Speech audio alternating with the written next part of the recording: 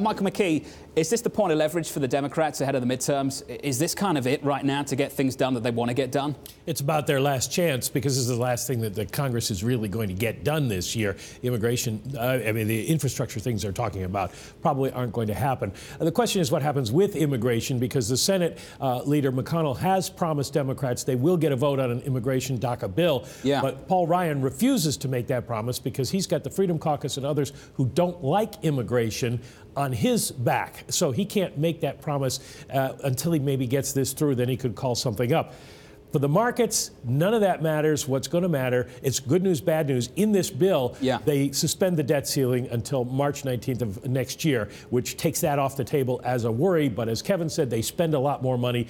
Deficits are going to be huge. The Tea Party is dead. Fiscal responsibility is dead. And the question now is, how much do interest rates have to rise as the government tries to sell debt to pay for all this? As soon as anyone gets into power. Well, and then when you're out of power, all of a sudden you become a fiscal When the outs are in, what's in is out. I don't get it. My question for you, just before we lose you, Michael McKee, is why on earth we're pretending we can get infrastructure done anytime soon? If it's about money, why are we talking about infrastructure? Why does the administration think they're going to get a bipartisan deal over infrastructure anytime soon, ahead of the midterms? Well, I don't think they are going to. I think what they're doing is putting out a political document because it sells well. People like their roads fixed. Talk about, I'm going to fix your roads. It's a good political commercial.